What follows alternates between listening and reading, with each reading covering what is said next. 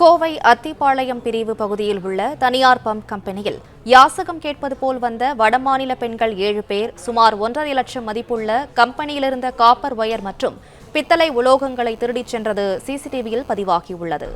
இதுகுறித்த மேலும் விவரங்களை செய்தியாளர் நேசராஜ் வழங்க கேட்கலாம். நேசராஜ், வணக்கம். மேலும் விவரங்களை சொல்லுங்க. வணக்கம். கோவையில் யாசகம் கேட்பது போல் வந்து திருடிய வடமாநில பெண்கள் சிசிடிவி காட்சிகளை வைத்து போலீசார் விசாரணை செய்து வருகின்றனர்.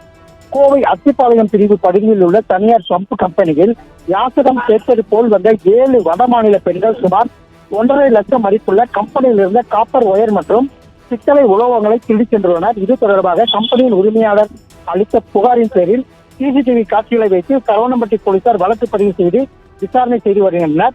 இதில் ஒரு பெண்மணி கம்பெனியில் உள்ள பாத்ரூமில் வைக்கப்பட்டிருந்த பெனாயில் பாட்டிலையும் திருடி சென்றது சிசிடிவியில் பதிவாகியுள்ளது.